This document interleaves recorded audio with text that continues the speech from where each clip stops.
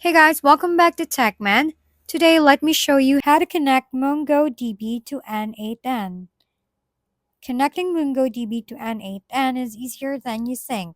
First, set up your MongoDB instance, either through Atlas or self-hosted, then create a dedicated N8N user with the right permissions. For Atlas users, remember to whitelist your N8N static IP or range in the network access list. If you're self-hosted, make sure firewall rules allow incoming connections. Next, head to N8N's credentials section, choose New MongoDB, and connect either by pasting your full connection string, complete with username, password, and TLS settings if needed, or by entering host port, database name, and credentials manually.